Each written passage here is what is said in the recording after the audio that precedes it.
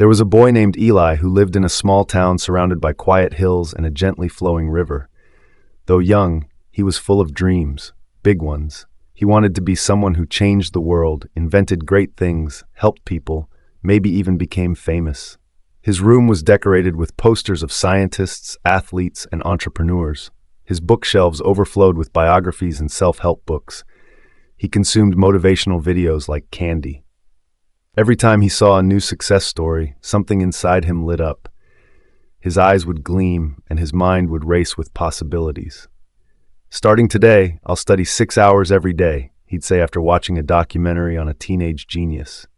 "Tomorrow, I'll wake up at 5 a.m. and run a mile," he promised himself after listening to a Navy SEAL talk about morning discipline. And for a while, he did. For the first few days, Eli was unstoppable. He'd rise before the sun, journal, stretch, read, study, and feel incredible. It felt like he was finally on track to becoming the best version of himself. But slowly, the fire faded. A missed day turned into two. A video game session one night kept him up late, and the next morning he overslept.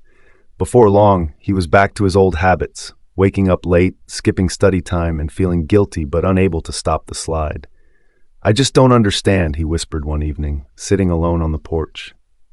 "Why do I always fall back?" Sensing his frustration, his parents decided to send him for the weekend to visit his grandfather, Papa Joe, who lived by the river, not far from town.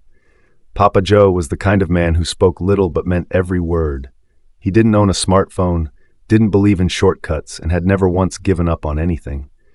Eli wasn't sure what to expect, but he liked being around his grandfather. There was something steady about the old man, like a rock that didn't care how hard the wind blew. The first morning at the cabin, Eli woke up to the scent of firewood and the sound of footsteps outside. Curious, he slipped on his sneakers and followed the noise. He found his grandfather carrying a fishing net, headed toward the river. "You coming?" Papa Joe asked without turning around. Eli rubbed his eyes. "Isn't it too early?" "The fish don't care what time it is," Joe replied with a chuckle. They walked to the riverbank in silence. Mist hovered over the water and the air was crisp. Joe tossed his net into the river with practiced ease and sat on an old wooden stool watching the ripples. "You do this every day?" Eli finally asked. "Every single one," Joe said. "Even if you don't catch anything?" Joe nodded. "Especially then." Eli furrowed his brow. "But why? Isn't that a waste of time?" The old man smiled and looked him in the eye. "Let me tell you something, kid. Every morning, rain or shine, I come out here and cast this net. Some days I catch more than I can carry. Some days I catch nothing. But I never skip a day. Do you know why?" Eli shrugged. "Because you love fishing?" Joe laughed softly. "No, because it's my responsibility. If I only came when I felt like it, your grandmother and I might go hungry. If I waited for perfect weather, we'd miss out on too many meals. I don't rely on motivation, Eli. I rely on discipline." Eli fell quiet. His grandfather's words sank in like stones dropping to the riverbed.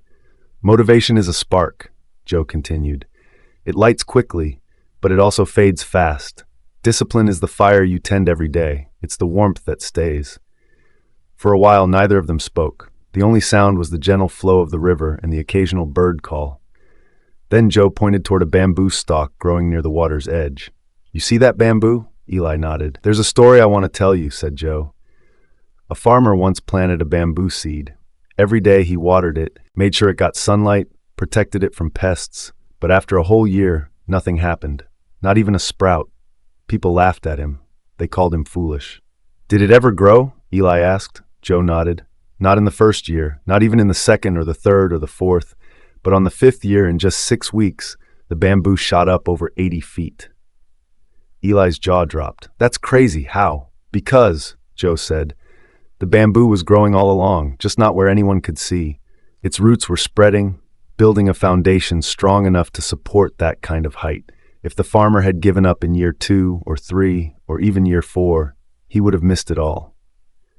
And that, Joe concluded, is what discipline does. You might not see progress right away. You might feel like you're getting nowhere, but something is always growing underneath if you keep showing up.